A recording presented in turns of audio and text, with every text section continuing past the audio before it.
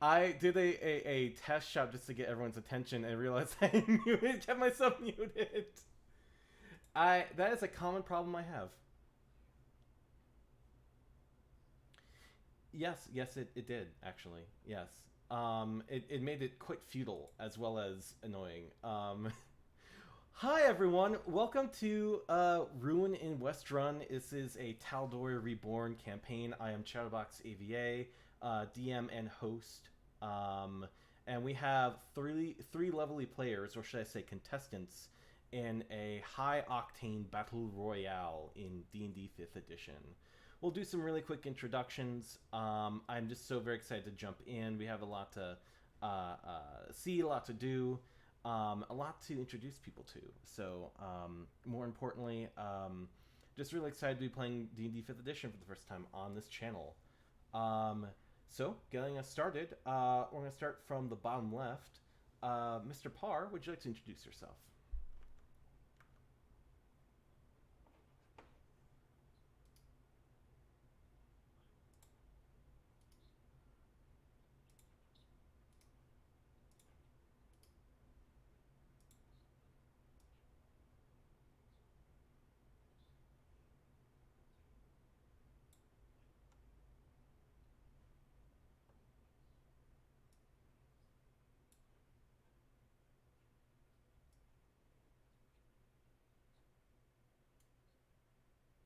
It's a secret.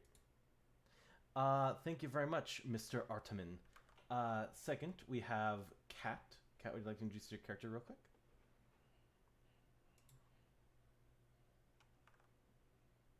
How quiet exactly? Do you want me to... I'm going to try to turn it up here.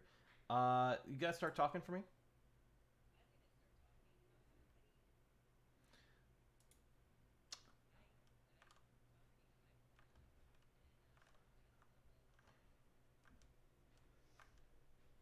Let me see what we can do here. Ah, that's an issue. That's an issue. I don't know why it's not capturing your audio. Oh, you know what? Let me try this real quick. Testing 1, 2, 3. Start talking, guys.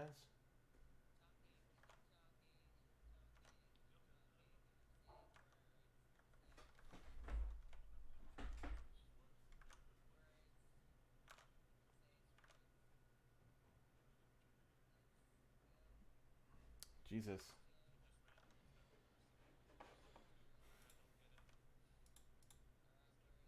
Oh, that is not what I wanted to do. Jesus. Ah, wow. This is fantastic tech night. Fantastic night for tech for me.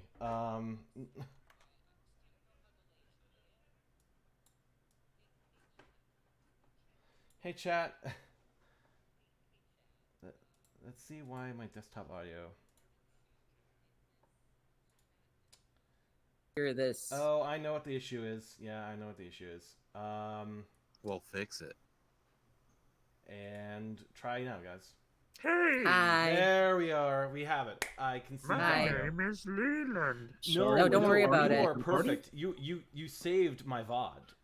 I apologize. Thank you. Pink oh no, now Windex we're all gone. Okay, I will no, never definitely mind. highlight. I'm late. Hi. All right, we should be good. Thank you for saving our VOD, Turpitude Annihilator and Pink Windex battle. Yeah. See, there we go. We got it. We did. It's all good. Just a audio source issue. That was probably something I should have checked, but you know, sometimes these things happen. Please go ahead and continue, please, Ken Schrodinger. Okay. Oh, the video keeps. I don't know. Anyway, hi, I'm Kat, and I am playing. I decided I was going to commit to the transatlantic accent, and well, I'm playing Thunderstep, and he's a guy. He's a Tabaxi wild mage sorcerer, and he has a transatlantic accent. And yeah, we're gonna do a battle royale. I hope I chose the right spells. Wonderful, thank you, Kat. And finally, we have Razz'go Vikk or Leopold the Just. Would you please introduce yourself, Leopold? Hey everybody, I'm Leopold the Just. Is my audio coming through good? Sounds good to me on my end. Okay, good. All right. You can find me on the internet at Leopold Adjust, and I do all sorts of tabletop RPG and indie fantasy and sci-fi film like promotion stuff. So for my job, and kind of bleeds over with my interests, and everything's cool. Check me out. I do all kinds of stuff. Anyway, mostly just really have fun playing tabletop RPGs on stream. And today I will be playing Razz'go Vikk, the mouse folk artificer with the urchin background, with who is accompanied by his best friend, his pet field mouse Mazzy. So Razzie and Mazzy are ready for a Tazzy. I don't know what that means. A Ready for Tazzy, I Tazzy? assume. Yes, a Tazzy, I assume would be like a short for tussle, or an alternate word for tussle. So I'm ready to throw down. Essentially, that's what I'm saying. My character's only 2 foot tall, and he can squeeze through tight spaces. So if things get a little too hot, he'll try and escape. All right. What his plan is. So I'm gonna thank you for introducing yourselves, everyone. I'm gonna put on some music and adjust it accordingly, and then I'm gonna give us a little introduction before we start our game here, because everyone's about to meet your characters and this world, this version of the world, for the first time. Alrighty. And where is my music? Do you guys hear the music? I hear it through your something. I hear it through the Foundry program. Yes, it's coming through Foundry. It's not. I don't. Is that going to affect the my overall experience? Okay, cool. It sounds really cool. I think I generally like to keep music off so I can concentrate. That's perfectly fine. Everyone has their own expectations for music. I'm not hearing it on my end, but if anyone else is hearing it on their end, then fantastic. Yeah, I've had to do that in the past by like muting my tab because some people were playing music that was throwing me off quite a bit. Well, this is quite soothing, I will say. Okay, cool. So good for you, I'll say, because I cannot, and I don't think the audience can. So I'll just keep moving forward.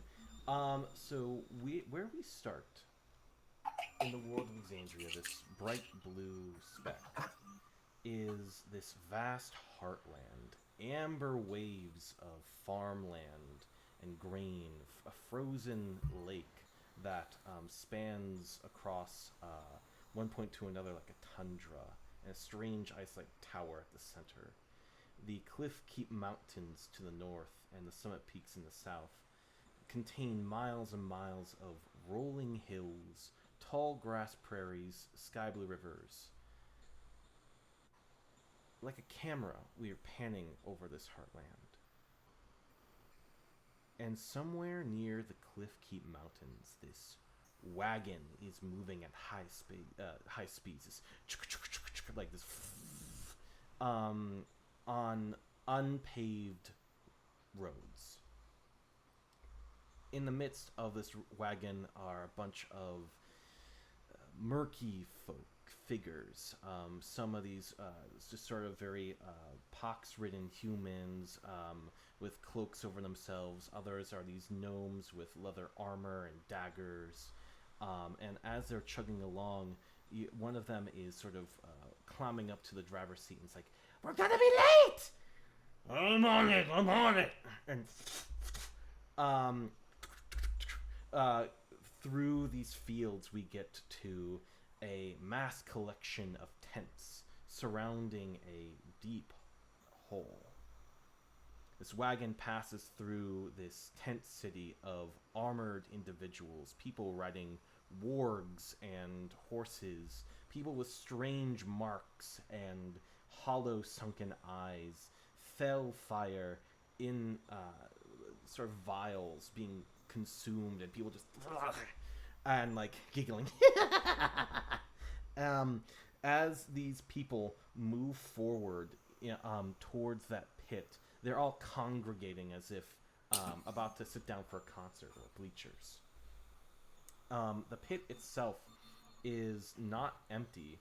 At the very bottom is these torches that flare to life over a blood-stained arena of these different like sort of hay platforms of scaffolds over a spike pit. Bodies and cages are strewn everywhere with these sort of very densely caged entrances and exits that go out from one side to another.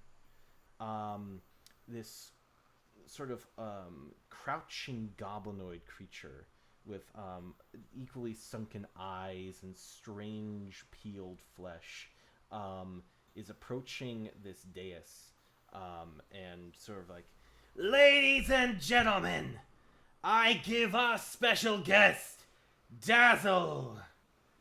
And this swirl of purple magic rises as a figure in a what appears to be sort of a commedia mask. This like purple wooden mask that consumes almost the entirety of the face with this sort of like bulbous nose and mirthful sockets. Takes the stage in this brilliant, elaborate jester uniform and welcome to the show. People aren't expecting this person, and they are there's a sudden outcry of rage and confusion. It's like, yes, simmer down. Your beloved Selkar had scheduling issues, so I, the great almighty Dazzle, shall be your game director. And like cards come out in his hands and like shuffle back into his sleeve, and he pulls one out, and then cages in different parts of this arena start sprouting from one end to another. Meet our lovely contestants. They shall be guinea pigs for a much different rule set of this slaughter arena. And I'm going to cut us to our map while I'm going to go ask everyone to start introducing what their characters look like. I'm going to start actually with the top with Leland. Could you start describing what your character might look like? I assume the prison uniforms that we have on aren't exactly like our preferred clothing, right? You have your gear. It's okay. a bit roughed up. This time around you have your gear. It's a bit Gotcha. like I said, it's a bit roughed up, but you should have like your pistol. You should have your suit of armor. It's Okay. You just kind of feel this sort of strange burning sensation on your neck that might imply something. A surprise tool to help us later. Okay.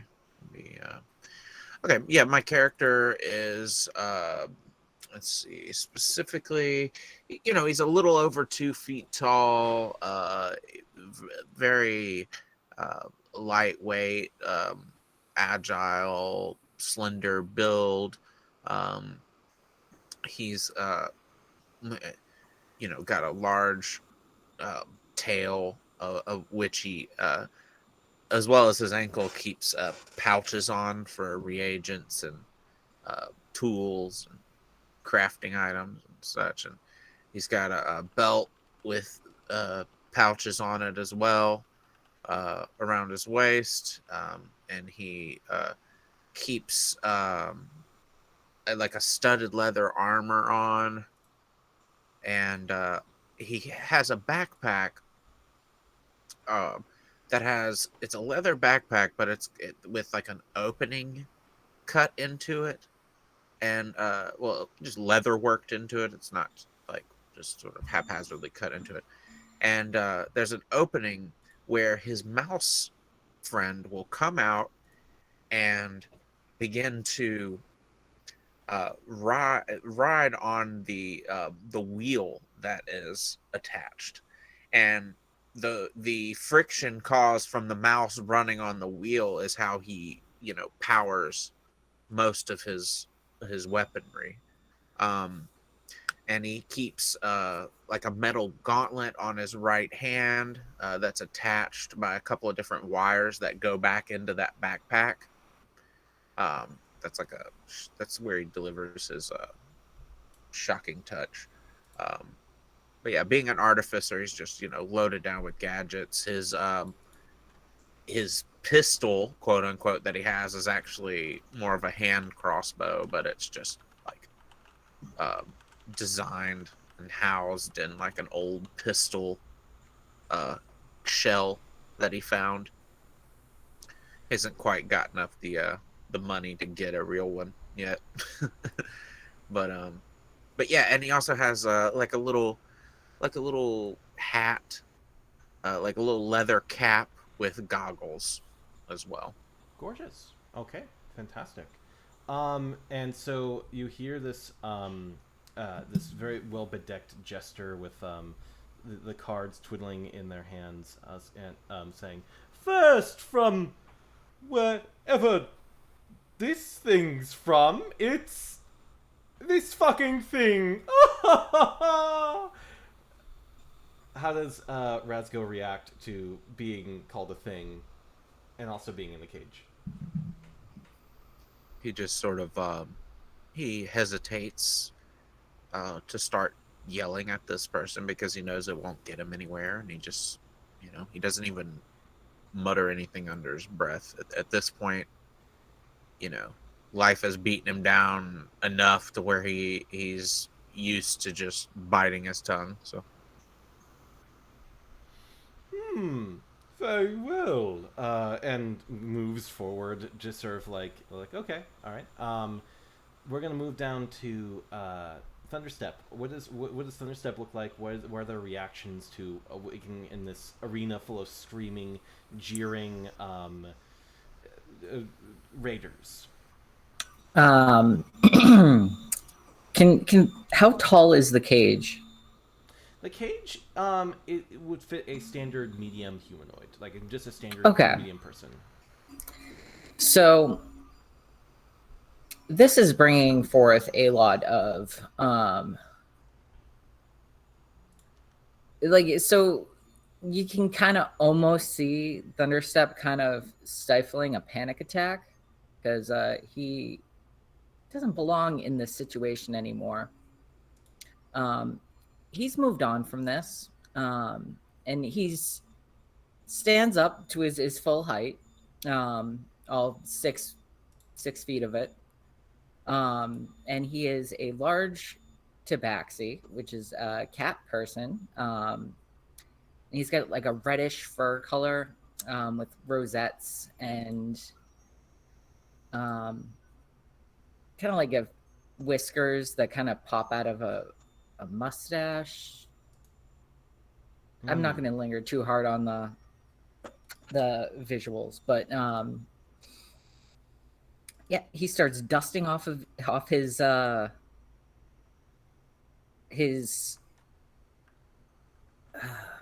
he starts dusting off of his like lapels and things like that, and stands up straight and says something to the effect of, "Well, I've seen livelier crowds, certainly in a graveyard." Well, I almost got it. It appears the cat does have a tongue. Oh, I'm mixing up anecdotes, metaphors. What is wrong with me today? It is quite quiet. Sounds like cat's got your tongue there. You hear some of the crowd laugh. Clown. You hear some of the crowd laugh, and the jester just puts it like a sort of like a just. Well, I'm glad that got the crowd stirring, and just like flicks his does a snap of his fingers, and then just a fireball just explodes one part of the bleachers. It's like this thing from I don't know where. I should have interviewed you. All of you are very curious. Finally, Ellum, would you like to describe your character as you're waking up in your cage? Ellum is a 4/6 Durgar. He's wearing he's really not wearing anything special. He's just wearing, if we have our original gear, he's just wearing a tunic, slacks, and some sandals. But it's definitely like he went to the finest clothing store in the city and had it made there. So it's extremely fine for something that is really very minimal. And on the end of his hands, the only thing that could be even considered close to actual armor, he's got two like thick leather-bound gloves, which have large sort of circular bulges on the back of the hand, and they look like they've gotten some use from fighting. Right. But other than that, it's very minimalistic. And quickly, just the hair is relatively short. There's not really a full beard like you'd expect on most dwarves. Instead, it's all sort of pepper until it gets to around this area of the face, in which case there's a full mustache and then a goatee.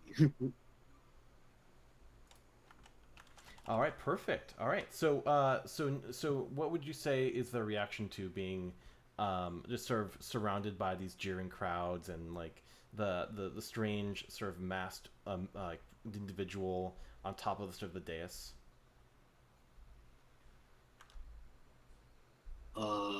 Ellum stands up, rushes himself off, walks towards the cage door, looking at his surroundings. Well, I think I've gotten into a spot of trouble here.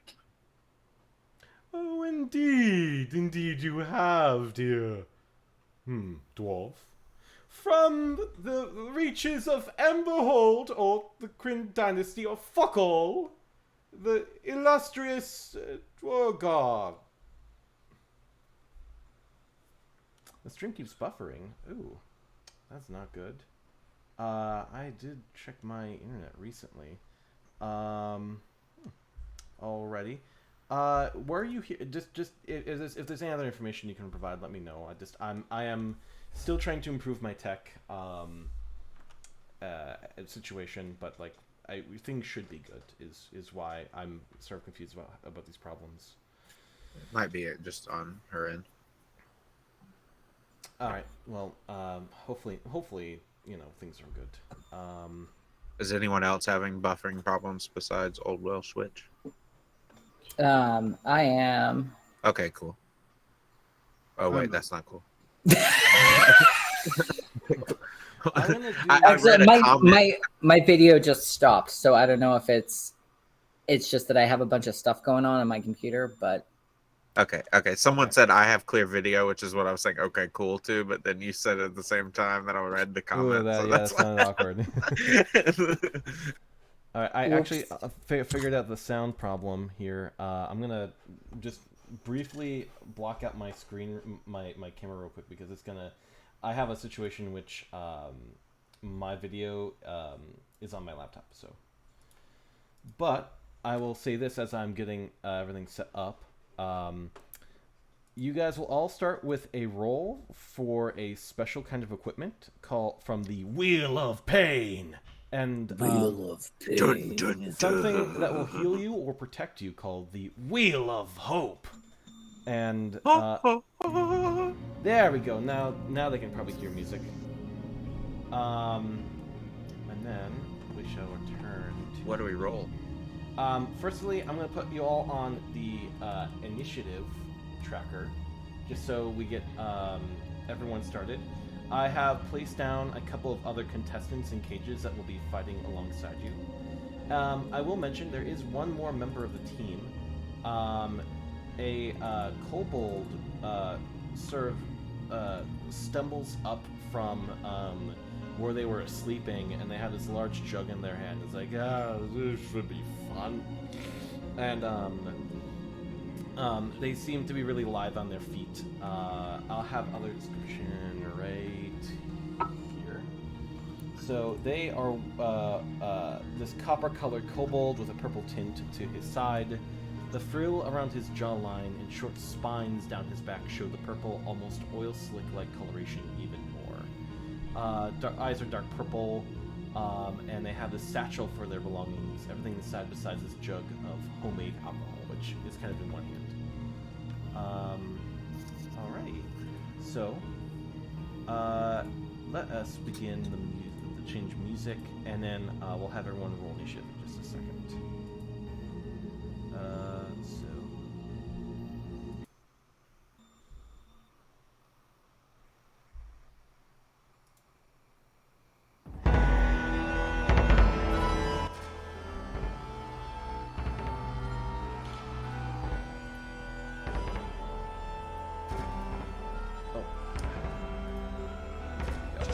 So we're gonna have Ross here,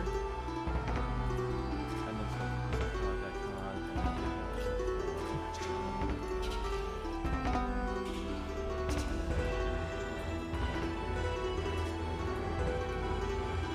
so what I am doing right now is adding everyone to this combat tracker that we'll roll on.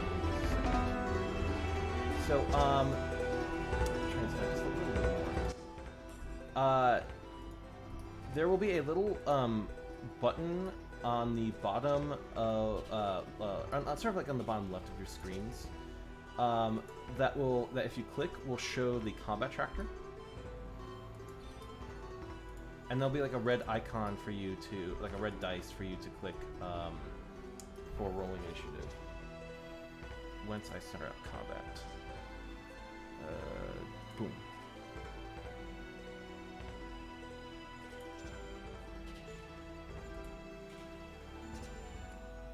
Really wish I could get to that carousel on my own here too, but I suppose not.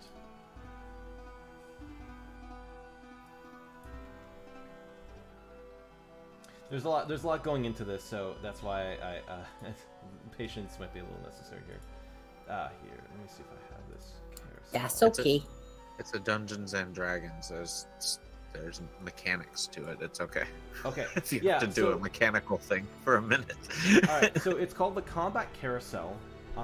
If you guys hover over your portraits, there should be like a icon to roll initiative.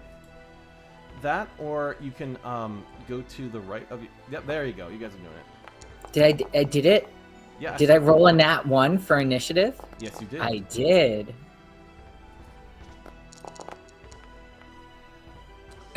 Alrighty. So, all of you rolled fairly badly. And I'll just probably have one combined initiative for our. These guys, they are not all goblins, but we're gonna call them anarchs. Actually, let's have them all rolled. Oh God! If you guys heard that, that was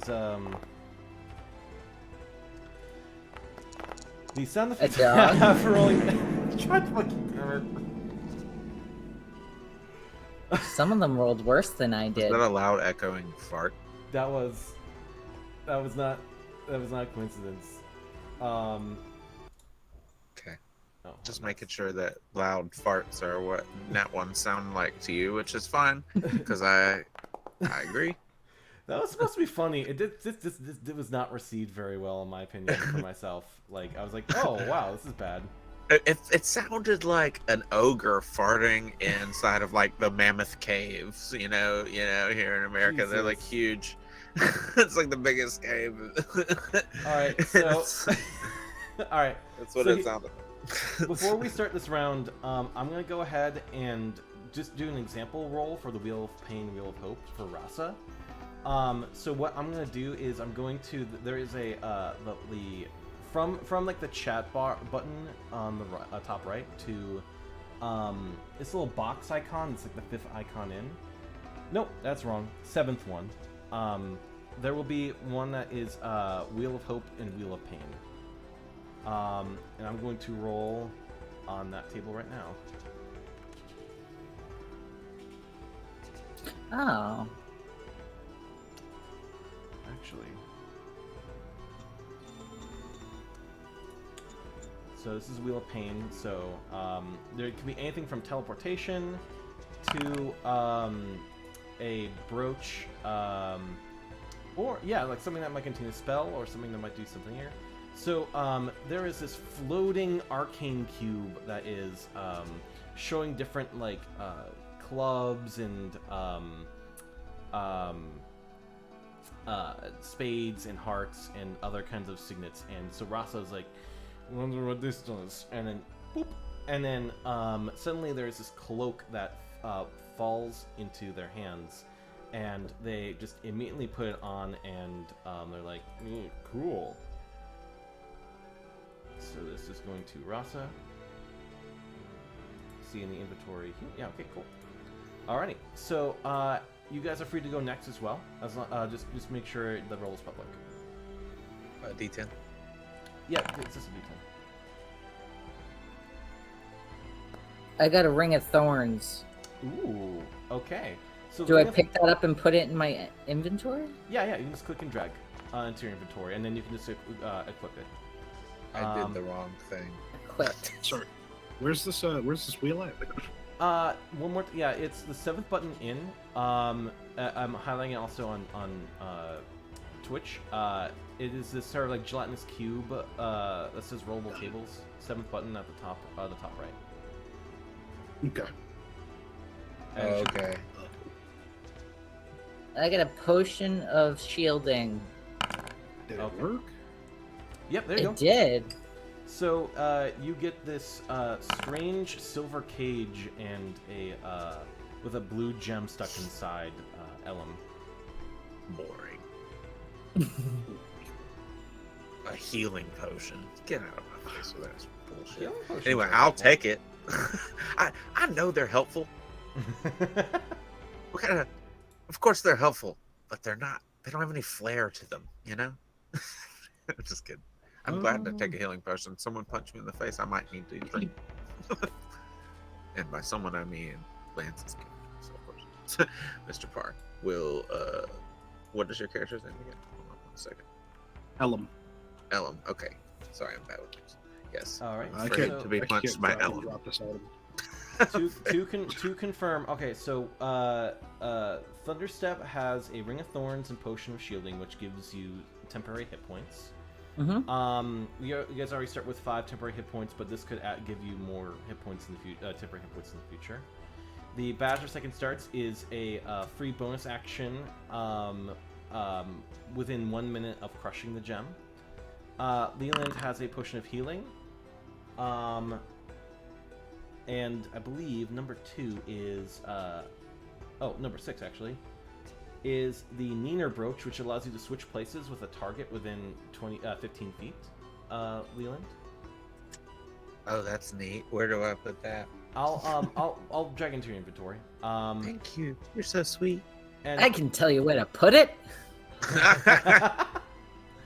and then you got the Bulwark Brace, which allows you to give you just temporarily extra defense and maybe just a little bit more of what you need to survive a saving throw. Wow. Yeah. I came up with a lot of these items like just thought it'd be cool. I like them. You just got stuff in your inventory? Thank you. Oh, I forgot to roll the Wheel of Hope for Raza. Yeah. Okay. Yeah. No, that's good. I believe that's a Potion of Shielding for Raza. Oh, Bandage of Reconciliation. Oh, that's going to be interesting. So the bandage is basically, you have to do it with another target, but it basically gives you and a target 10 hit points of healing. So if both parties consent, you both get healing from that, if you so choose. And so this Jester Dazzle lifts everyone's cages with the flick of a card, and there is this strange box that appears at the center of the ring. That is our wonderful gift. A prize to whoever claims it first. I assure you, things will- Lame. Shut up. he's the one who's saying shut up. He saying, really does talk too damn much, if you ask me. Yeah. He's just like, inside this box is something that will make things get hairy. Let Is the that a games joke begin. Are you talking about my fur? No, I'm just. Oh, Never mind. okay. So, start of the round is the Anarch. The cage lifts up, and their first instinct is, I'm gonna go get that box. And they're gonna move like 30 feet. I think everyone starts. These guys start first. This other guy is like, hold on, I don't think you should have that. And literally comes up and tries to hit him. Yeah, Spike Club. We'll just... And then...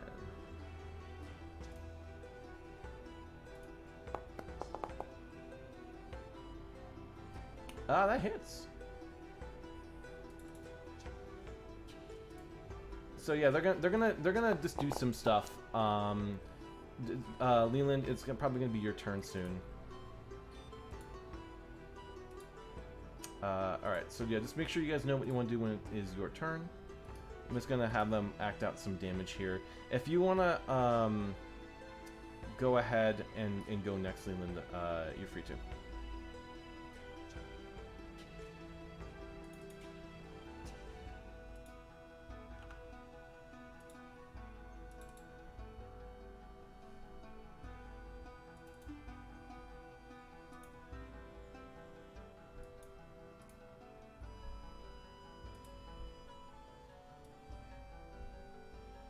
So Leland, while I'm having them act out their turns, is there anything you want to do? I was muted. Sorry. My character is going to run up. If I could figure out how to use the damn thing. Okay, I can't figure out how to move my token. But anyway, maybe my token's not movable for hold me on. yet. Yeah, the game is. I'll that's combat stuff. Hold on. I'll just go have everyone do their stuff. Oh, here we go. Look at that. Okay, there you go. I would like to use a lightning lure cantrip. Yeah. And I'm going to create a lash of lightning energy that strikes this creature here in front of me. Mm-hmm. Over here. Mm-hmm. And I can on a. Okay, so he needs to make a strength save. Yes. Otherwise, I'm going to pull him towards me, and my plan is to pull him down into this pit. Okay. All right. So click the thing. And I'll make DC 13 strength save. All right. Strength save coming at you.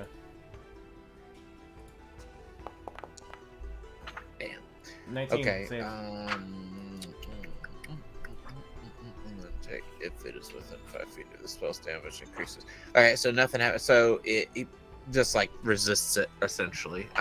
So.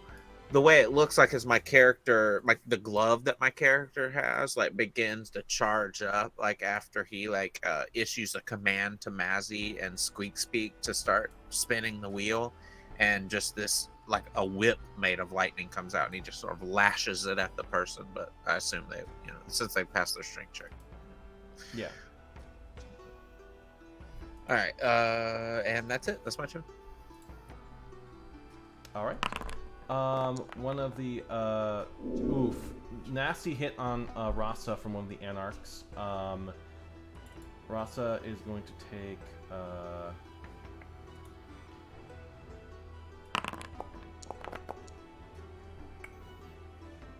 okay, so temporary hit points.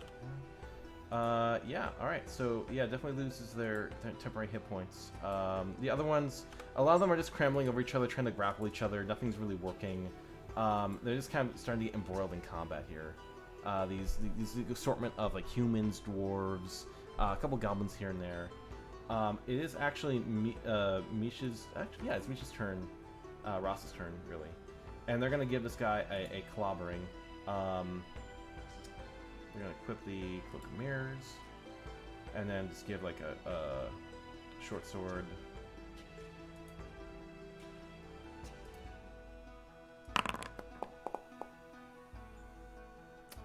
They miss, so never mind. Actually, they have an arm strike, so they're probably gonna do that. Next will be Ellum. Oh, that does hit. Okay. Yeah, it's a considerable hit against this guy. This guy stumbles back, nose very bloodied, and a bunch of his face sort of rearranged after this is sort of like drunken fists or flurry of blows, slurred strikes. Yeah, so yeah, that's pretty nasty. Then we'll go ahead to Ellum.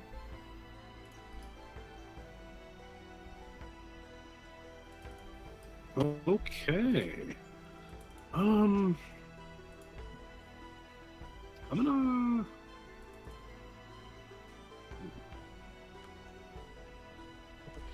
Yeah, I'm gonna move first of all. So 25. Actually, I can just move past him. That's 20 feet. I'll move. You're just gonna move straight just down. maybe. Oh, go on. Sorry. No, I'm gonna move 20 feet and purposely out of range of these two. Mm-hmm.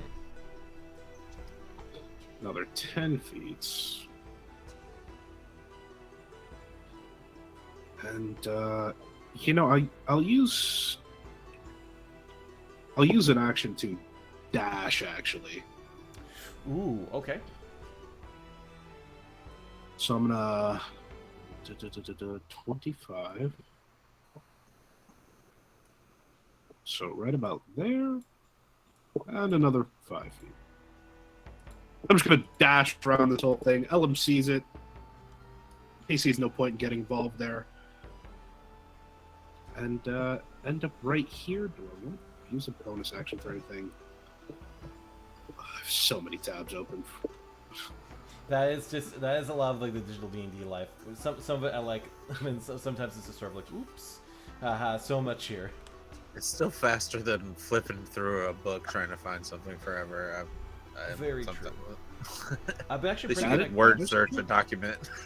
I've actually been printing my girlfriend cards, spell cards for our home game, which is really fun. Oh yeah, that's great. All right, so is there anything else you want to do, Ellum? Otherwise, it'll be Thunderstep's turn. Nope, that's my turn. Okay. Then next up we have Thunderstep. What is your plan? So, if my speed is 30 and I dash, I move 60, right? Yes. So then if I have feline agility and I can double my speed, I can move 120 feet, right? If you dash and then and then your tabaxi feature, yes, that would be yes. Okay, I'm just gonna run up and grab this thing.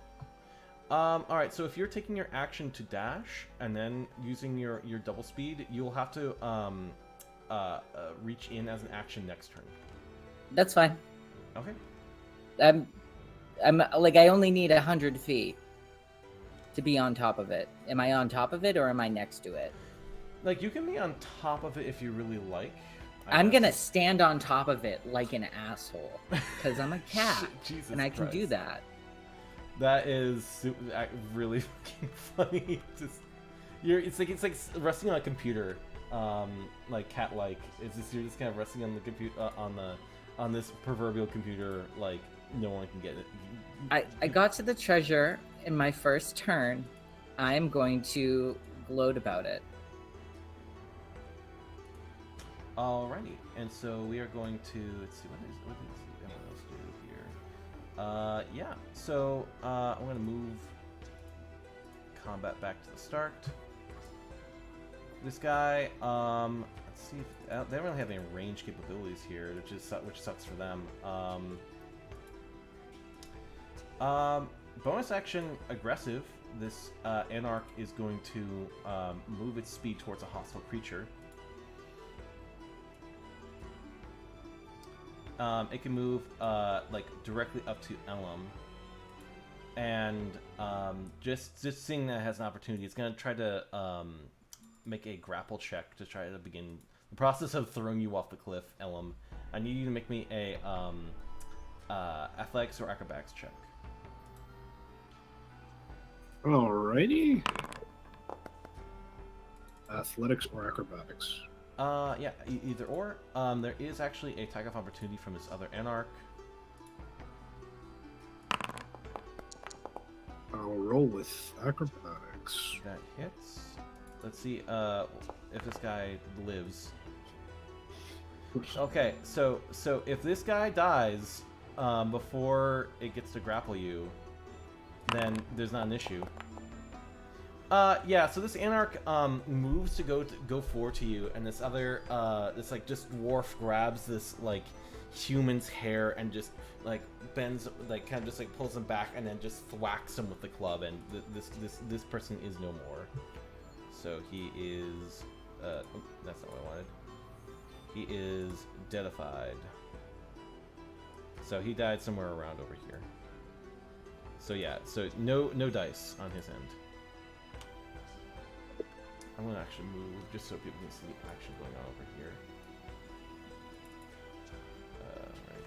So next person on the roll list should be this boy right here, who is going to make another strike at Raza, just part of this brawl here.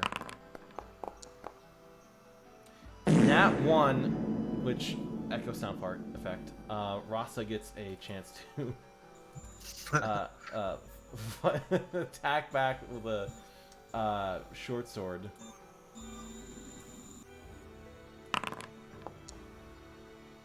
Hits.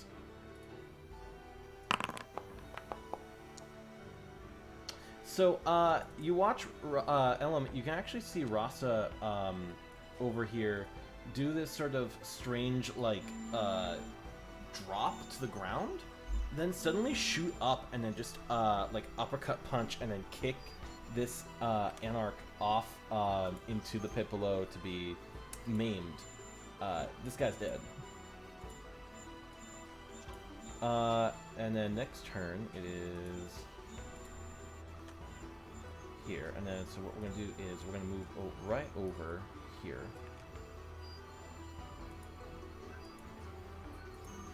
So this guy is one of the guys who is going to look at the other guy and just say like, "Hey, let's team up!" And just one kind of like persuasion roll later is going to move, do a bonus action to move its speed all the way up to you, Thunderstep, and then take its movement to get to you, and then basically try to thwack you. I'm gonna use my reaction to cast Silvery Barbs, which gives him disadvantage on his attack roll and gives me advantage on my next roll. Can you cast that as a Yep. One reaction. Oh, perfect.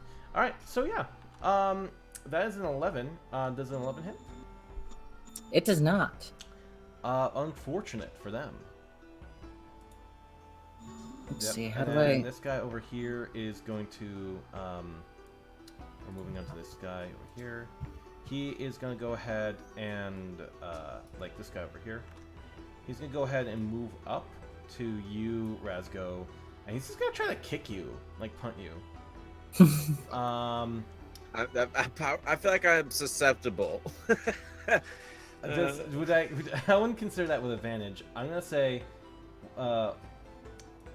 when is maximize? So this could, I think it's gonna start as a grapple check, and then it will become in like afterwards. Hey, do you land on the haystack or the spike pit? I would say yeah, normal roll. All right, so you need to roll me athletics or acrobatics to determine if you will be grappled or not. Okay. Well, I somehow messed my character sheet up. I'm gonna close it and then I'll reopen it eventually. But I've got one on my phone, so I know what spells I have. I just accidentally made my spells go away, and I don't know how to get back to them. But here they are. Here they are on my phone. I'll figure it out. Yeah, I don't have any reaction shit. Okay, I'm just trying to see if I had any reaction shit. So, okay. What do you need me to do again? Sorry, I was reading. Athletics or acrobatics? Because I'm basically counting. I'm going to be counting this punt as an attack. But first, he's going to grapple you to try to get advantage on like any kind of punning or anything. Okay. Razz'go is going to try to do a split. So I'm going to say acrobatics. Let me pull my character sheet back up real quick. Sorry, everybody, for slowing everything down. I'm ruining it all. No. This is me with all the anarchs. You're fine. We're all here to battle royale and have a good time. So. Ooh, okay. A 20 or a 20. Or I guess a 20 total. Does it say 20? Yeah, 20 total. Jesus, yeah. So my guy rolled like a 19. So like. Ooh, that was close. That was very close. So like he's just like, "Come here, you!" and you're just like, no dice. Look, can we say like he like makes contact with my hat, and I have to like pull it back down over my head so it doesn't fly into the hole. This is kind of like a Fievel Mouskowitz situation here. Speaking of, it's actually your turn. Yeah, I know, because I'm awesome. Anyway, while I'm in this really awesome split position, I'm going to pull out a wrench with my left hand, and I'm going to start tinkering on the gauntlet on my right hand, like at like lightning speeds. I just like start like unscrewing like a panel, and the panel pops back, and it latches onto the backside of the gauntlet, and a gem is revealed. And then at the same time, I pull a string on my boots, and little inflatable cushions just pop up around my feet. So I have spent an action engaging my infiltrator mode of my arcane armor. And let me make that could provoke an attack of opportunity. I just want to make sure. No, it's just move it away from the anarch would provoke opportunity. So okay, I didn't know if specifically if this arcane armor ability. Let's see, it doesn't say. Okay, so yeah, I just quickly use an action to pop into gear, and then I will stand back up and just stay engaged. I'm not gonna disengage. Okay. That's about really all I can do. But my armor is set up, and I've got like some cool ass like armor ability. It's like let's see, just to give you an idea. I've got a lightning launcher now on my gauntlet. I now move an extra 5 feet, and I get advantage on stealth checks. Okay. So what we're gonna do now is since you took that turn, you hear that Iron Man sort of like the ching, like the priming. Of your lightning launcher. Yep. Next we have Raza. Raza is going to take an action to... You know what? He doesn't... They're stumbling around. They're going to move 40 feet to this next guy and then start... It's just sort of like, who are you? And sort of makes it like with 5 feet left to spare and gives him a thwackening. I think he's just gonna do just fisticuffs this time. 2 attacks. Ooh, that one hits. Ellum, you are on deck. Both hit. This guy is toast.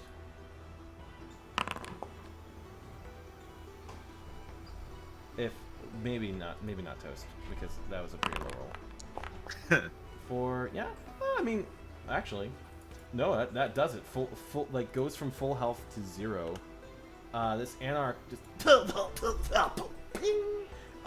and just sort of like tumbles down to the bridge, half hanging over the abyss, dead.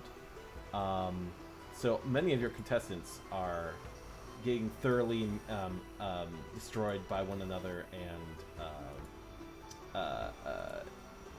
you guys. Very good turn for Raza. It is now Ellum's turn.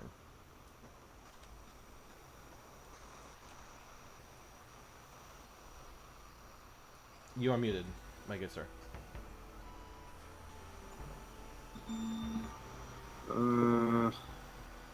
Okay, so is this actually 10 feet across? Yeah, it's 10 feet across. There's a sort of a 10-foot gap between the platforms.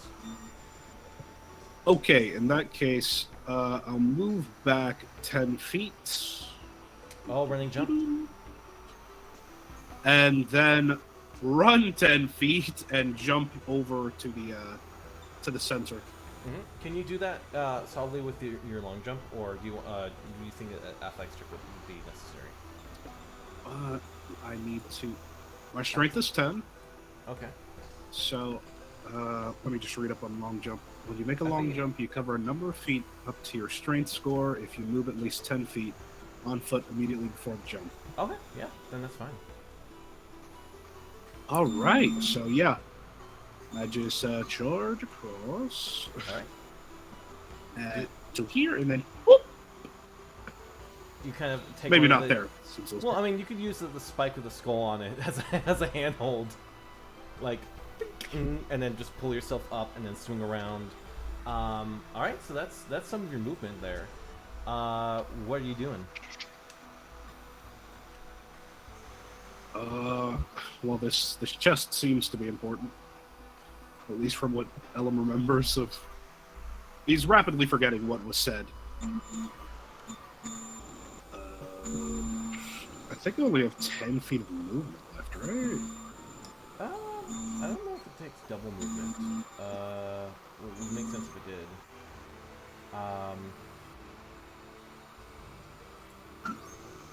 I'll just move 10 feet down towards this corpse. I mean, either way, you still have you still have 10 feet left, so you should be fine there. All right, and then there's just two. Sorry, there's Thunderstep and Anarch right there by the box, right? Yeah, it's one Anarch currently and Thunderstep, who is on top of the chest.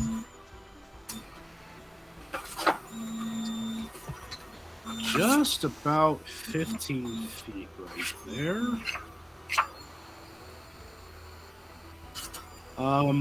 Ellum's. Well, I still have my action. So Ellum's gonna bring his gloves up. Start rubbing hands together and then push out. And I'm gonna cast Burning Hands. Ooh, okay. Oh, hell yeah. So Thunderstep, you are going to need to make me if you actually click the spell like the roll icon on your spell book, Ellum, you can put it onto the chat, and then everyone everyone who's relevant can just click a button and roll their thing. Boy, That's I tell you actually really nice. Yeah, it's on, that's a it'll be on nice the chat. spell. It'll be on the chat bar. Like it'll put it on the chat bar or something. How would I have cast it for it? Ooh, well, that was an amazing advantage roll. Thank you all. Did you? How did you roll advantage again, Tro? Down at the bottom it said advantage and disadvantage. Oh, you just rolled. But like I had the silvery ability just used- barbs. Oh, so your next save or anything will have advantage. Yeah. Okay, so yeah, this Cool. so Shro is fine. I'll have the Anarch roll this. Roll me damage. Just click the damage template. And the Anarch will roll. Your save is 14. It fails. So you see this sort of there's like sparks kind of traveling behind you in these strange sort of like geometric arcs. And there's this silver light that just comes out as this like silver jet flames. The Anarch takes that damage, and you hear just sort of like I get half damage too, right? you get half damage, yeah. So half Yeah. damage would be like 4. 4. Yeah. But that I means took goes it. to yeah, that immediately goes to your temp HP, anyways. Yeah, Oh, I forgot about that. I'm fine with that. All right. So yeah, this guy looks pretty beat up. The box a little scorched, but no, the Nazi doesn't seem too phased by it. Like, wonderful! Finally, some spell work. Next on the turn order is now Thunderstep. Bing. That's me. So when we talk about a 15-foot cube that originates from me, is that a 15-foot radius cube or a 15 by 15 by 15-foot cube? It is just like 4 That squares. second one. It's 4 squares. It's the second thing you said. Yeah. Okay. So turn order, I'm gonna remove all the dead people.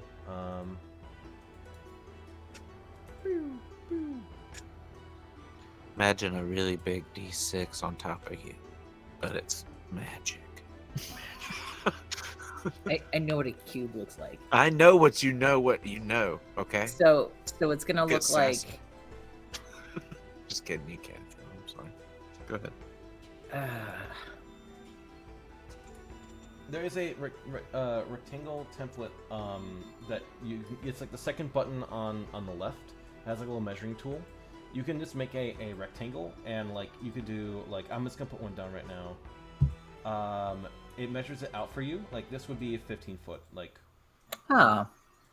from your position, you could do it there, or like from your position here, or from your position here. Okay, so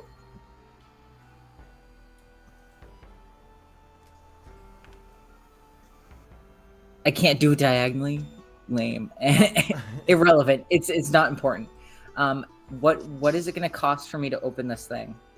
So to do the full like pull open the chest and use the bag is an action.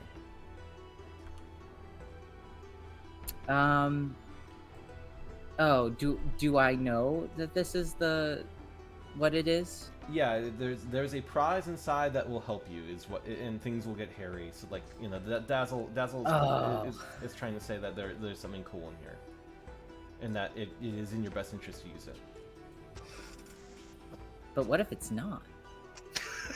Make me a wisdom save. Make me an insight check. Make me an insight check if you like. I'll say the insight checks for free. So like, I'm not gonna. All right, that's fine. We'll do it for shits and giggles. Normal. Who's and ha-has for the younger audience. It's a 17 insight check. Nice.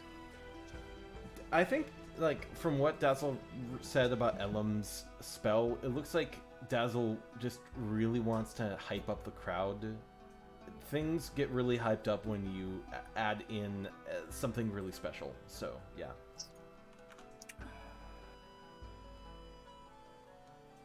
Man, I'll open the thing. Okay.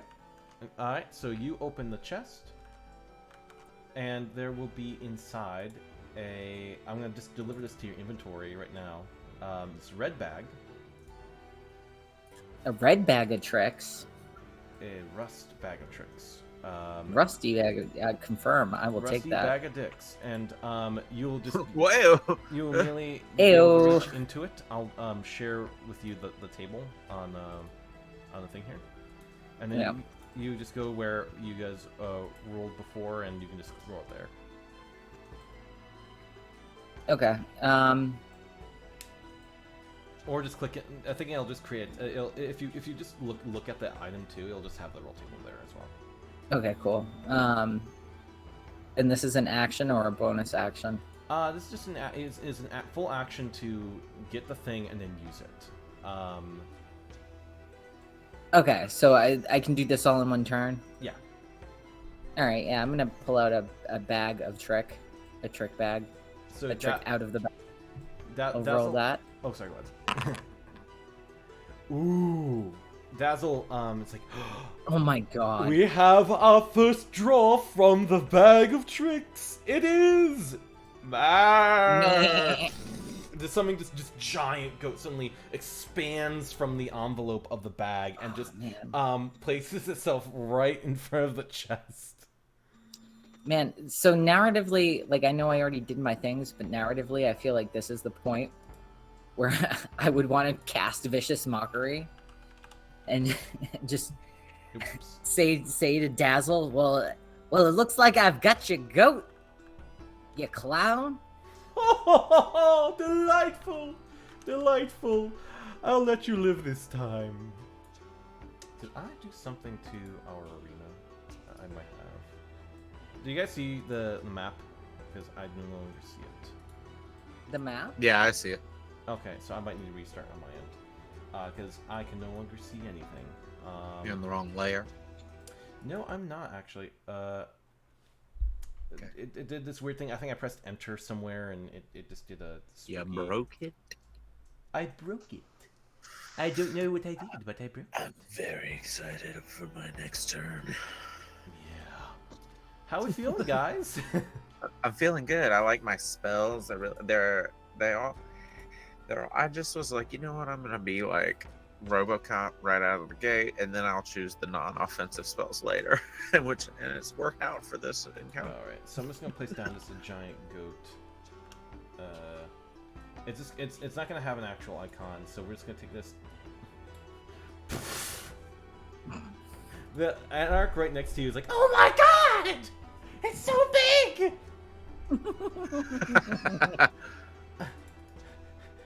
It's too big. It's The just spoon is too big. Bah. Rolls initiative. The goat rolled a 7. It still rolled better than I did. The chest disappears, and I'm gonna roll a quick d20, or I'll do a d4 to determine where it appears next.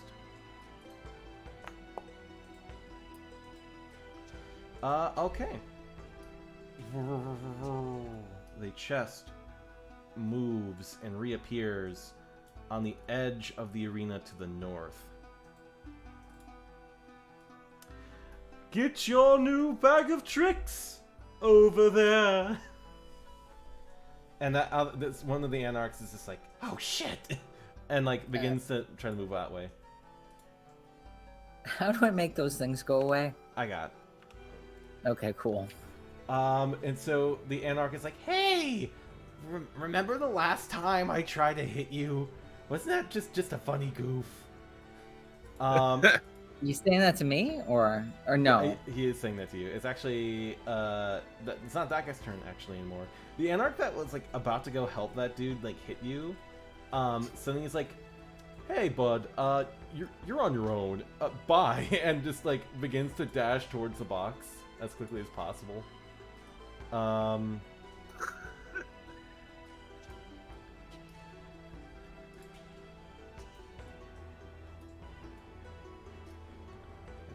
There, he can get over.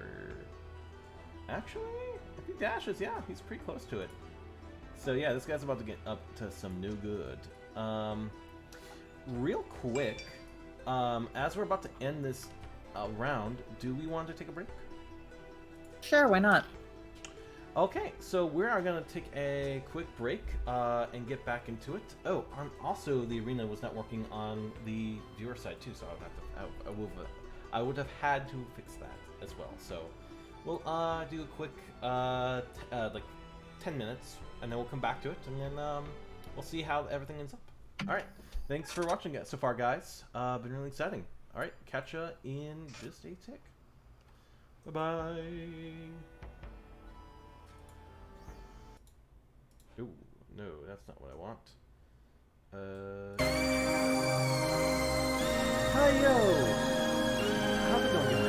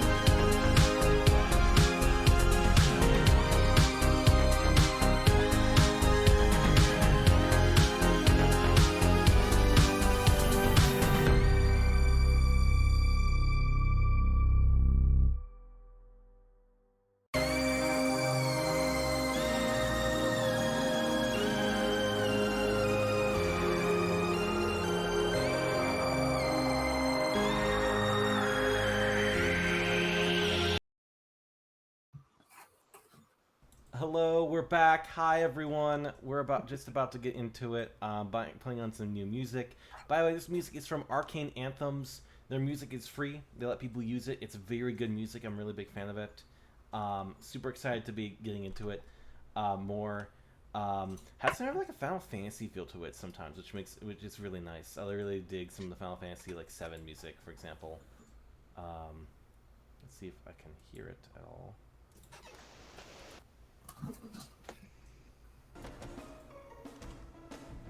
Perfecto. All right, so we are gonna start the top of the round with our anarchs. These people are just kind of people who might have just been part of the show, like not part of the show, part of the audience, and then were at some point misled into cages. You can tell that they have a similar vibe. They have these strange markings of lightning and like certain tattoos that are around their eyes, almost like the exposing the bone of the eyes underneath. Some of them seem pretty sociable, and others don't. This anarch is just sort of like, bye. Takes disengage action and is gonna move like 30 feet away from you as fast as possible from the goat. Meanwhile, this giant goat is just looming menacingly. Let's see. Did I catch that? Yes, I did. And then we're gonna move to this side of the ring, to the where Razz'go is. You know what? Seeing you get into an Iron Man suit is a little much for this anarch. So I think it's not quite that. I'm more or less just juiced up my boots and my my gauntlet. But yeah, they're hearing like machinery and ticking. It's not good. So they're just gonna like try to do this another bash at you. It could be that in the future, though. The interesting thing is I could get like a full plate armor and then power it up essentially to where it doesn't give me arcane casting penalties and stuff. So right now I'm just broke, and that's why I have just some leather armor on with a gauntlet. You are going to take 5 damage from that spike. What if I don't want to? Okay. Anyway, there goes all of my five free hit points you gave me. Mm-hmm. Jerk. In the distance, you can see that like Dazzles is watching his fight. Oh. You know, if things don't shape up to be fun, I might just kill you all. Well, I'm gonna talk some smack back to this anarch. I was like, well, you're about to regret that. Well, this was not the anarch, brother. That was Dazzle. This is the guy that just Oh hit you. shit! But the guy that still trying to hit you, so that would still work. okay, cool. My apologies. All right. All right. It's my turn, right? Yeah, it's your turn.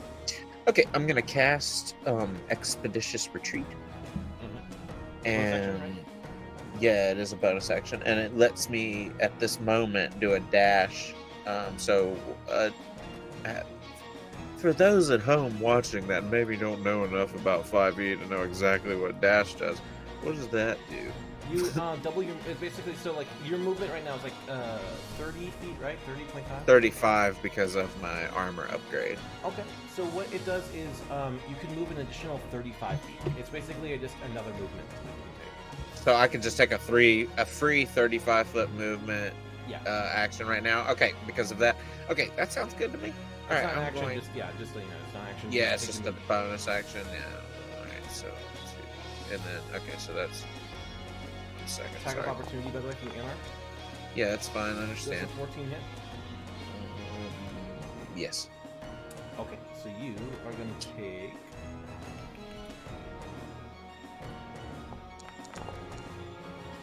Uh, 10 piercing damage. Yeah, I don't like that much. Cool. Thank goodness I got that healing potion, right? Yeah. Anyway, and then I'm going to do another 35. I'm gonna just that's within 35. I'm just gonna run over here to the edge, and then I'm going to I'm gonna hold up my gauntlet like this out in front of me, and then I'm just gonna like flick a switch that causes like a little target reticle to pop up on one of my knuckles, and I'm gonna like line up a shot and shoot my what is it specifically called? I got it right here. It's called a lightning launcher. I'm gonna shoot my lightning launcher out at this thing. And it's and essentially just an intelligence attack. So it'd be a D20 plus my intelligence, which is plus 3. Okay, so a D20 plus 3. I think it's proficient. You're proficient with it too, so it's like +5. Okay, thank you for helping me. Okay, No, so plus 5. Go ahead and roll. I don't have the attack programmed into my character sheet yet, so I I can apologize. do that some other time. It's okay.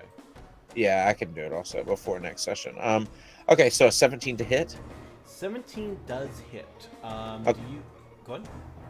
No, you go ahead. Roll me damage. Okay, and it says once per turn, I can do an extra d6. So it's like one of my attacks per turn is like gets a little extra. So I'm gonna go ahead and do the 2d6 damage on this guy, right? The same guy that I was just engaged with. So 7 damage. Oh, so on the 7 Anarch, lightning not damage. So on the Anarch, not the goat. Yes. Oh, okay. Perfect. So this guy, you see, has finally taken some damage here, and it's like, you know, like fucking being electrocuted. Like, oh, that fucking hurt. Good job. And I look back at my mouse, who is just like hustling on that wheel, and I'm just like, Good job, Mazzy. Keep it up. We're kicking ass.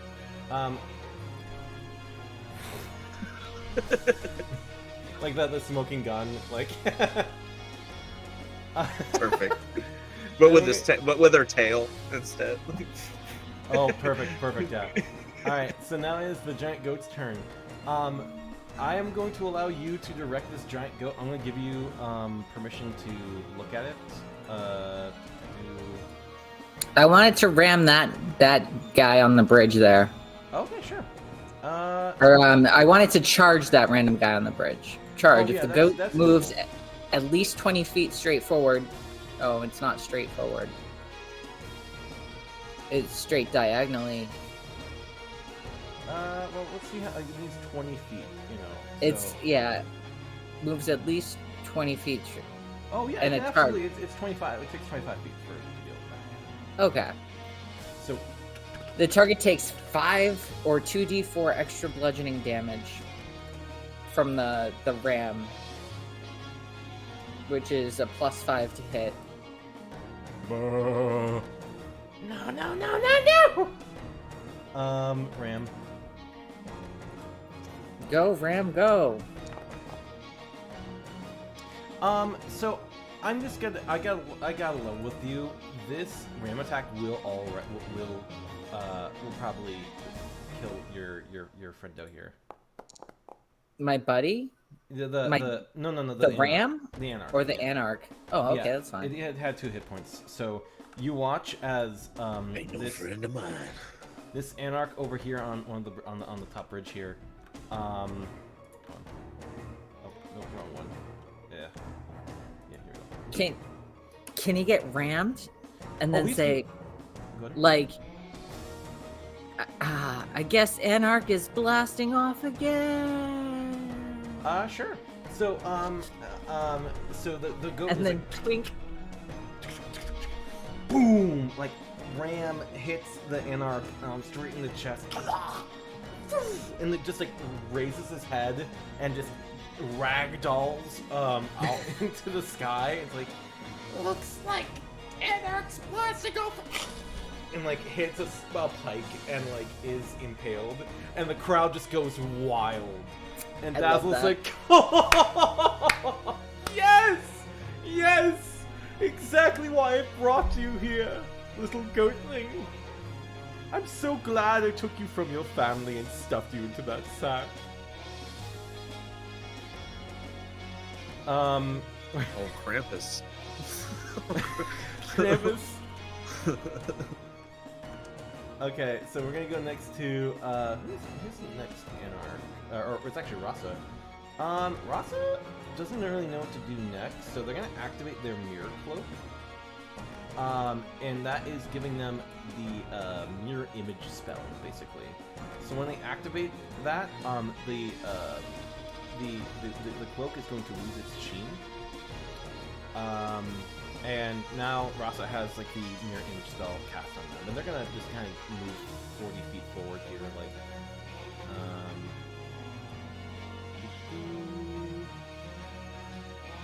Yep, over here. Because they are a super fast monk, and they're about to. They look at the goat and like, I want to fart it.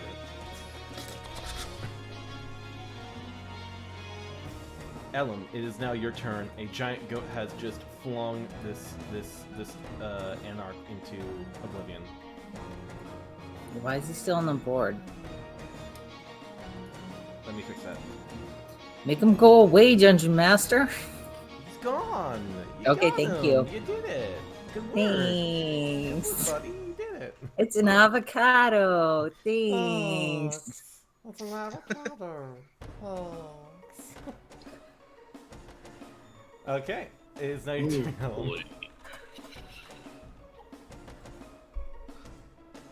Ellum. Okay.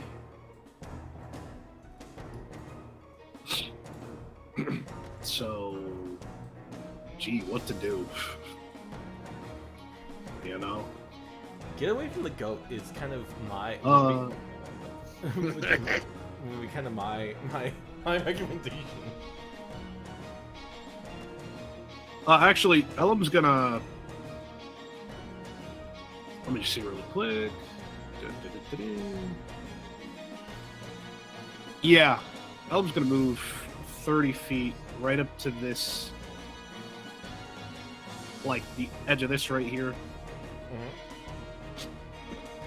Even though it doesn't need to. And he's gonna fire a guiding bolt straight at this anarch that's right next to the chest. Ooh, you don't want him to get that chest, do you? Alright, roll me the hit. Yeah. Ellum's just annoyed that he was nearly there, and it just didn't happen. No, yeah. Not a good feeling. Alright. Okay. Attack. Come on. Ooh, okay. Boom. That is an unnatural 20. Roll me, or yeah, it's a dirty 20. So give me a 46. Unnatural. Oh my god. Is this your first time playing a cleric? I'm just saying, for like using the spell. I mean, like. You roll good. I'm saying. I'm really not a healer. I'm just saying. The first time I found my guiding bolt damage, I was like, holy shit, you know, like you. That's what I was trying to say. How do you want to do this? Ellum cracks his fists, looks across the way at this anarch, and quietly says to himself, better luck in the next life, and then punches outward, and a little it's less of a bolt and more of a dodecahedron type shape that fires across and just center mast stabs this thing to the wind. So this human anarch is running towards the chest like, I got this, and then the bright light appears and he's like, it's so beautiful. And is just no trace of him afterwards. Yeah, you got him.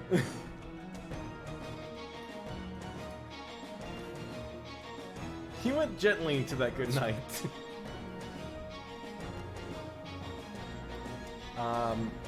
Well, there you go. Thunderstep, it's your turn. For some reason, I'm having a problem with zooming, and I don't know if you can see my little guy and him spinning. Oh, so what you need to do is just click and drag, like, away from him.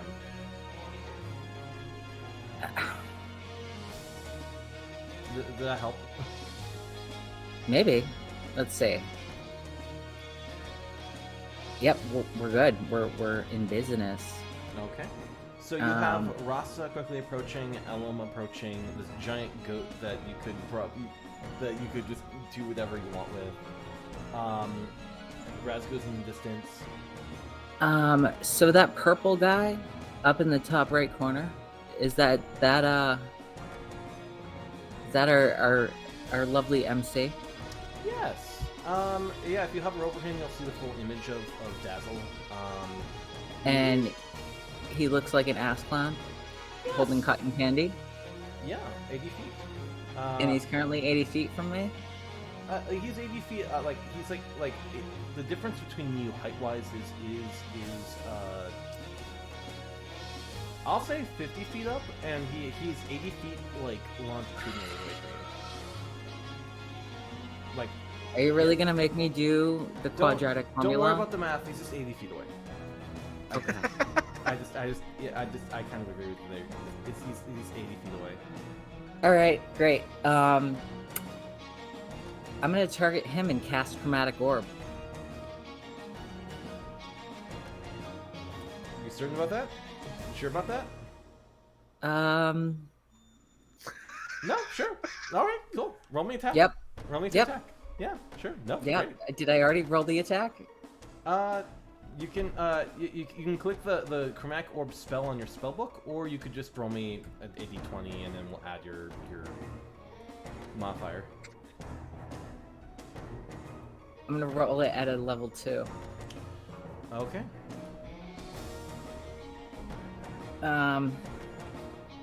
Measure how Did it actually?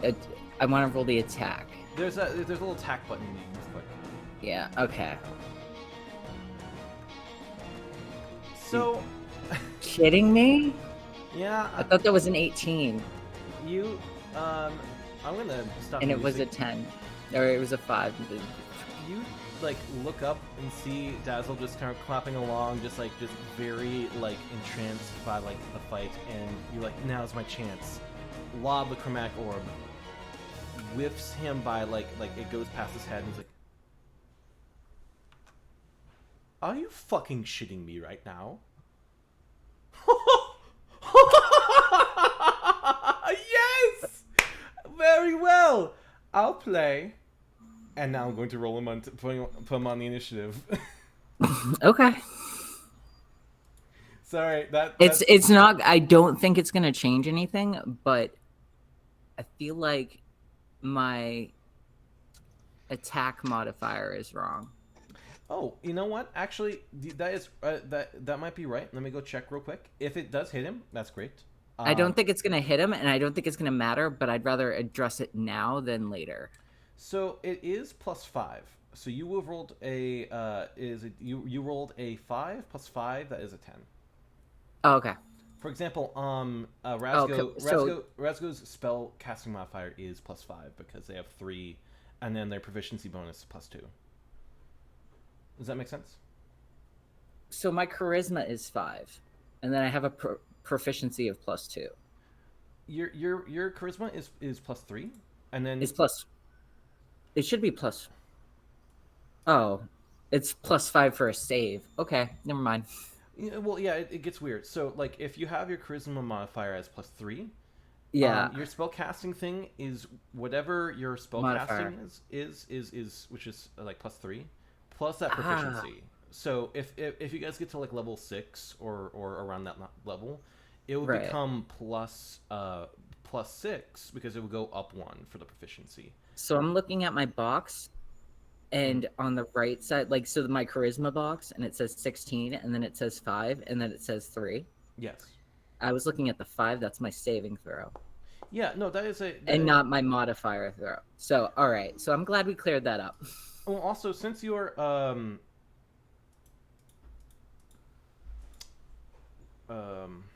second. That also explains why my DC, my spell save isn't 15, it's 13. Because I was like, that's not. And you have to be like you have to have 20 in a skill to have a +5 modifier. I know how to play D&D. No, I know. I just, yeah. I'm just trying to reassure myself. I know how to play D&D. I'm totally good at this.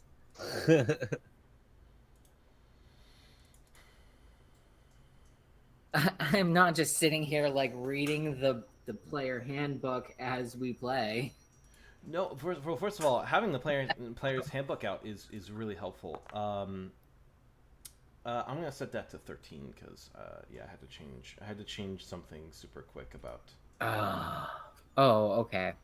I thought that was an attack roll, and I was like, "Fuck me." Yeah, I just the thing that happened was weird and sucks for me, but it is fine. He does go first anyways. So that is your turn, Thunderstep. I'm gonna go to. I did my. You can move if you want. Take your movement. I can move. Do you want to hide behind your goat? Absolutely. I'm not gonna hide. I'm not going to scamper away and hide behind my goat. I am going to, I'm just gonna dust myself off and casually run towards the. I think that was 30. I might be over here. Yeah, you can move 30. And since you stayed still for a round, no, you moved. I could. Go on. I did stay still for a round, but so I do have my thing back, but yeah, because I stayed still for the round of the opening the chest and putting the goat out there, and yeah.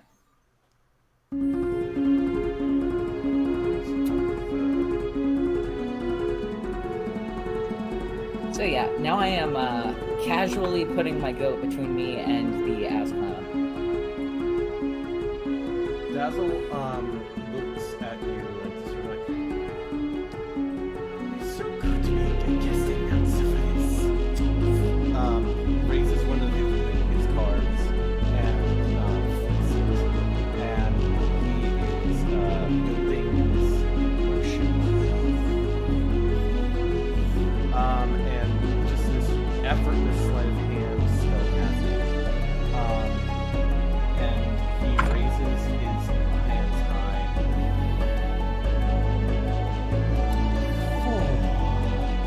Counting the survivors that are not names. And this swirling mist comes in as a strange magma elementals appear onto the battlefield.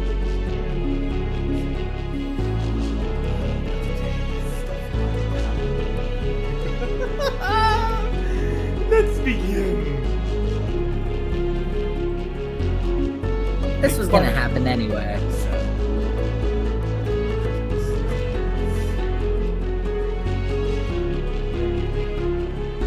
I should mention to you guys, he is the baby.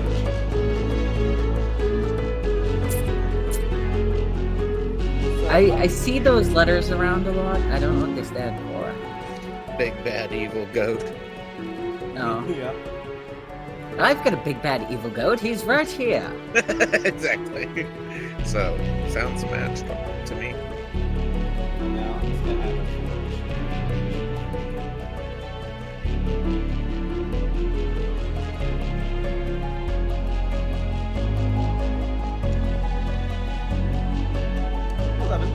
which means they go immediately after this anarchy. This anarchy's gonna go hide somewhere.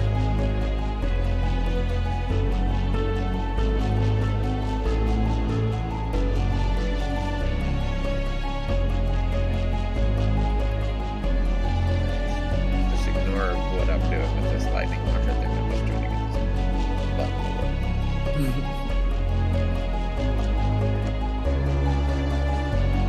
Alright, if you guys do 14 becomes, but now it is the turn of the magic strange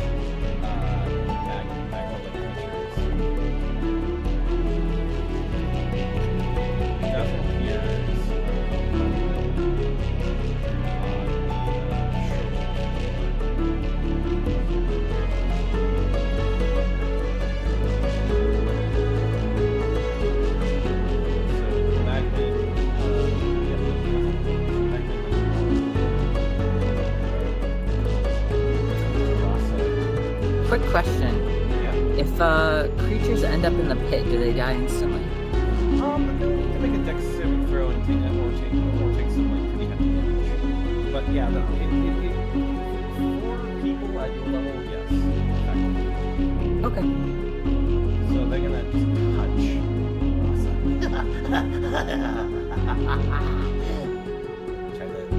get him to touch him with this flame. Excellent work. Welcome to our show. Holy shit, that could not have Literally. been more thematic. Oh, fuck me. I'm just gonna touch you. I'm not touching you. I'm not touching you.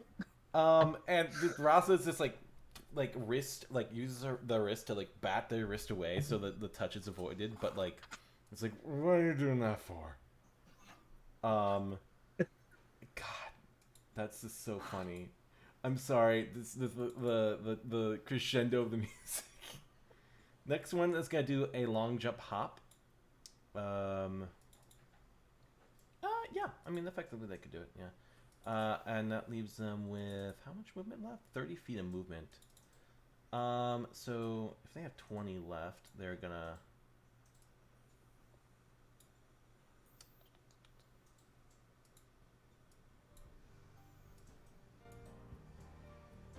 Let's see. Will it be enough? No, not really, but they're getting close to that goat.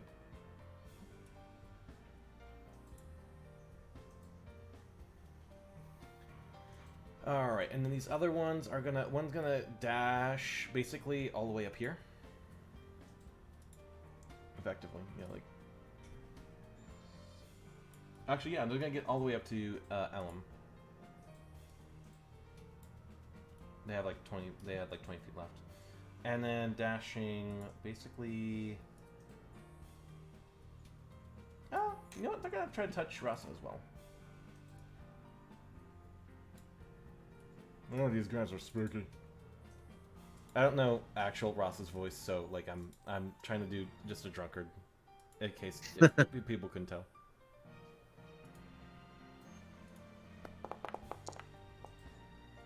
That's a miss as well. These guys don't rock that much.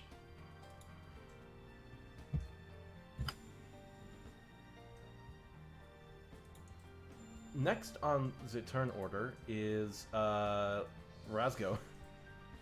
All right. Razz'go is, as a movement action, going to move. I've already kind of planned this out, so just to make things quick, he's going to move right here, as that's 35 feet measured, and then he's going to move up here. That's another 35 feet for his bonus action. So it's uses movement and his bonus, and then he's going to. Where is this? He's going to look over at this guy, this crazy jester guy, and he's going to say, Hey, I didn't throw any spells at you, so what do you say I take that guy out for you? Persuasion check. all right.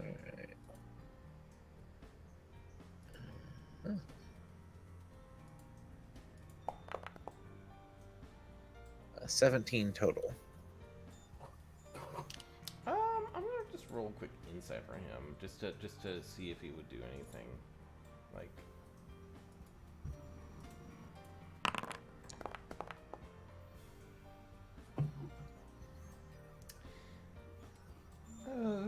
You're not as entertaining. He just shrugs and begins to cast another spell. But if I think it'll be fun, perhaps I'll engage with you later. All right, then I'm gonna shoot. I'm gonna shoot Thunderstep with my lightning launcher, Okay. Is the this entertaining enough? and he's just gonna like only try. He's gonna try and look as cool as possible, and only like sort of glance at the target. Okay, let's roll see. ahead. All right. Is it a 22 hit? This is a dumb question. I assume a 22 hits a level. Roll damage. 2d6 on Thunderstep. Okay. All right, so I'm gonna roll. It's only gonna roll one at first, but then I'll roll the other one because it's a bonus.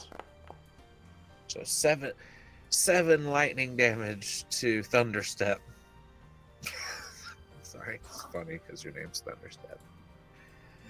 And my character's just kind of gonna be like, sorry. Like, have that sort of look on his face when he zaps you with lightning. Really, I should have that as a resistance. Give me your name, yes. Oh, sorry. Yeah, and also with a lot of the like spells, I'm definitely going for that vibe. But Something to spec into later. There's some features that allow you to do that. Next up is the goat. Kat, what are your commands for the goat? goat is going to. Oh Go gosh. kill that stupid rat. I think I'm gonna have him go. Yeah, kill the stupid rat. Gotta Can you fight a jump goat over now. that? Like, Yeah, I guess its strength is pretty high. It has a strength of 17, so it can absolutely fucking high jump. yeah, have it jump that thing. This is And gonna ram the- suck. If it can jump and like just like ram the ram Razz'go and aim for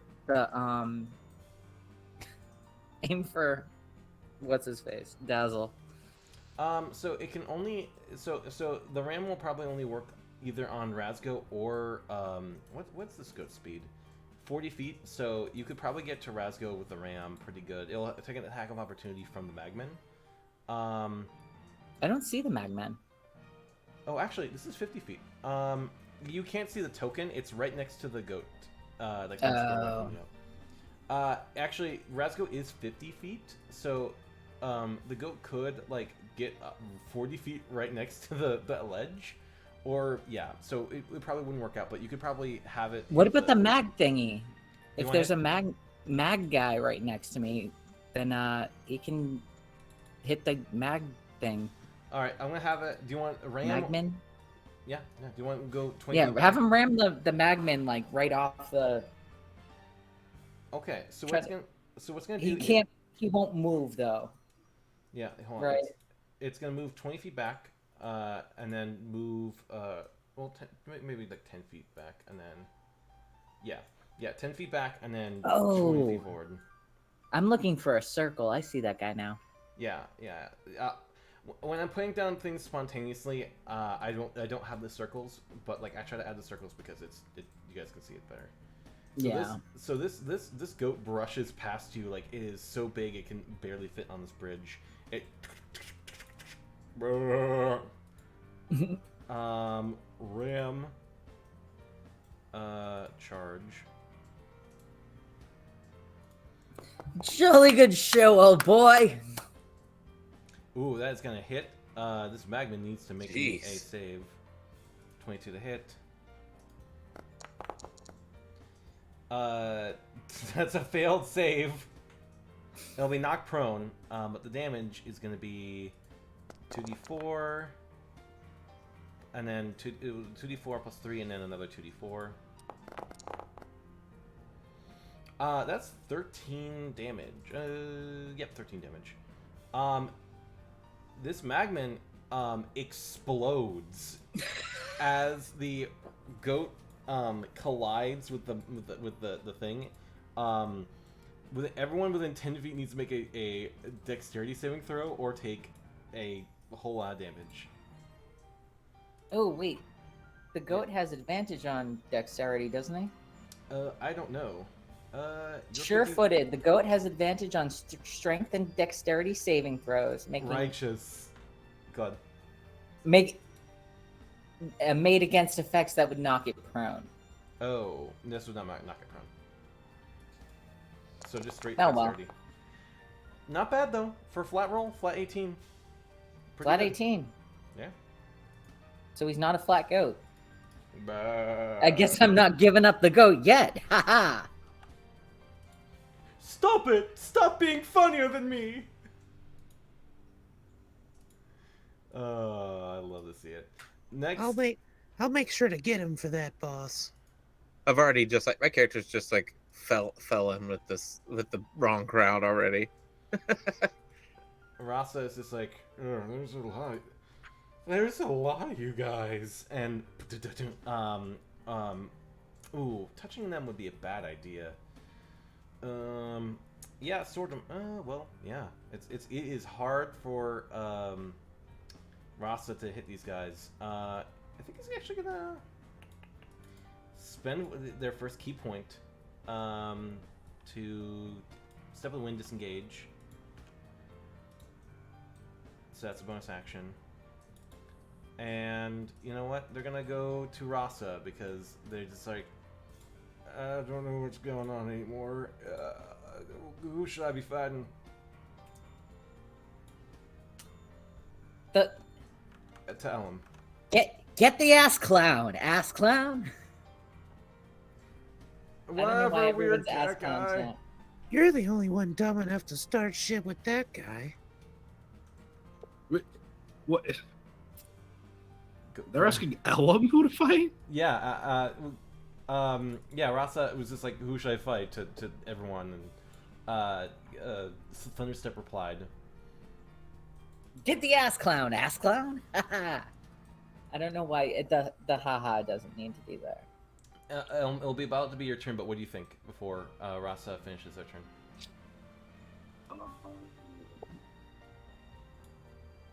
This is a PvP match. It was meant to be.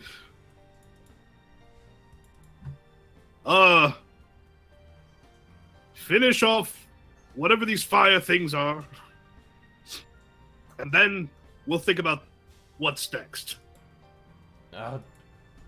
Right, got it. And then,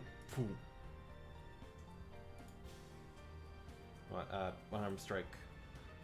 Just gonna clobber this Magman, if possible. Okay. Next will be you, and then Thunderstep. It misses very badly. Is your turn, Ellum?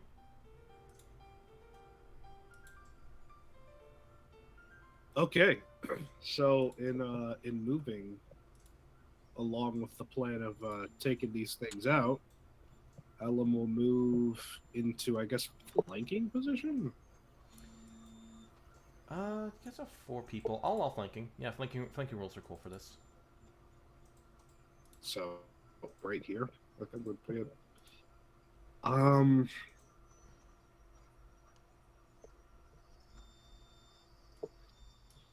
Do I want to do that? How much damage did the goat have to do? Somewhere within Not 14 hit points was. Okay.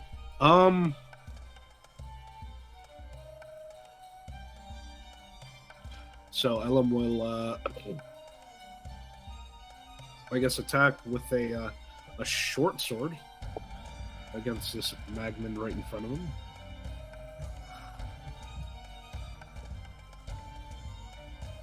Nope. Didn't. Oh. There we go. What did I roll? You rolled 2 nat 1s, Hey. my friend. This creature is gonna try to touch you. What? 2 nat 1s? Yeah, 2 nat 1s.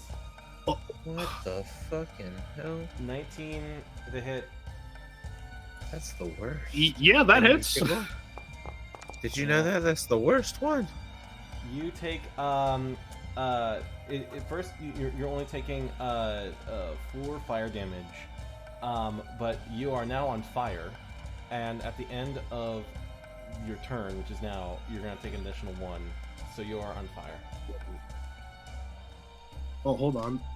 I'm gonna use my bonus action. Okay, no, I'm not saying it's done. I'm just saying you're gonna take it 1 at the end of your turn. Oh god, I didn't set up my unarmed strike. Cool, that's great. I can do it for you. It's literally just 1d4 plus your dexterity. So just roll with your dexterity and proficiency. Okay. So that is a So- plus 4. Give me a plus 4 to hit. +4.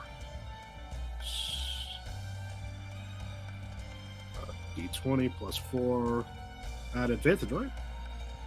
Say again? The D20 +4 at advantage?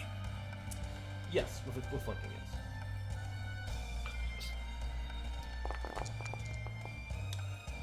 Holy crap. Okay, that's natural 20. 19 and 20. I get what I'm owed. So roll me a 2d4 plus 2. 2d4 +2.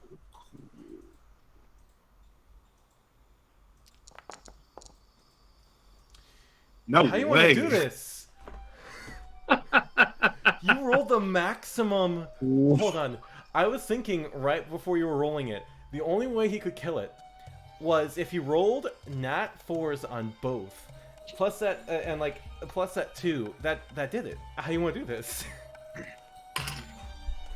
Your luck You- is you just know what? wildly Yeah, it's inconsistent. crazy. You saved it all up by rolling the 2 nat 1s. You know, I think Ellum, it was probably like a phase he was trying out, because he's dressed as a monk, but obviously he's cleric. So he's trying out like the monk weapons, seeing if they'd work for him. Obviously not.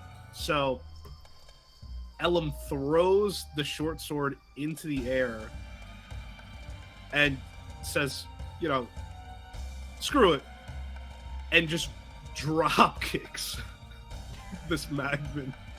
You're saying fuck it, back to basics. Heel goes up, like down on the forehead. It collapses to the ground. The moment its magma skin makes contact with the floor, it cracks open like an egg and fire spills out everywhere. I am going to need you to make me a save though, because you killed it while you were in the vicinity. So give me a dexterity saving throw. Don't And forget about Raza. Raza too. Raza will need to do as well. Poor. No good. Raza roll bad, guys. Wow. Okay. You're going to take half of 2d6. So that's 7. So Raza takes 7, looking pretty bad.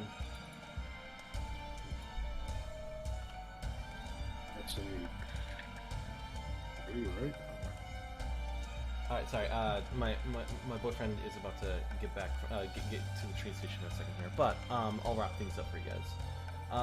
So alright, so yeah, you take half, which is 3. Raza takes 7, which is bad. Give me a second, guys. Just gonna get myself real quick.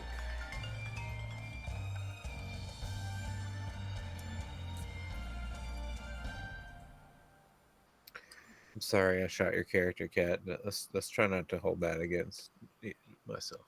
Okay. Thanks. What is my luck? It hurts. Oh, I'm not offended by you shooting my character. Okay, good. I know how rats are, and I know that they have a hard time understanding what side they should be on. I have to head out like basically right now, which is super unfortunate. I gotta bring back my video, but we're gonna do just a real quick like goodbye, and like we'll pick up from what happens next session. So if you guys could give me a quick like reintroduction to your characters, who you are, and then we'll just bid everyone do. Okay. All right. You want to go in reverse order or the regular order? We'll start with you, Leopold. Okay. Hey, everybody. I'm Leland /Leopold the Just. You can find me everywhere on Twitter, all the internets. You can find me at Leopold the Just. All of them. Most of them. All right, some of them. Anyway, my character, Razz'go, is chaotic neutral, and I'm going to say that that's why he shot Thunderstep. Let's just write it off. You know, this is a one-time thing. No, I'm just kidding. It's a PvP. I was just trying to get the party started in that regard. But yeah, I'm excited to pick back up next week. Well, hopefully with everybody. Yeah, it'll be fun. Thank you very much. Thank you for joining us for our first episode, really. Thunderstep. Cat and Schrodinger. Yeah, I am a cat named Schrodinger, and I can be found at cat named Schrodinger or cat and Schrodinger, wherever you look for me. And I was playing Thunderstep Talesinger, a Tabaxi wild sorcerer magic guy. We forgot to roll for your wild magic. It's just something we'll have to pay attention to in the future. It's okay. I just, this is Battle Royale. There's things we have to keep track of. It's all good. Yeah, no problem. We'll pick it up tomorrow. We'll pick it up tomorrow. Next Thursday. It's gonna be fun. Yeah. Right. Okay. And that's it. All right, and then Ellum Artamin.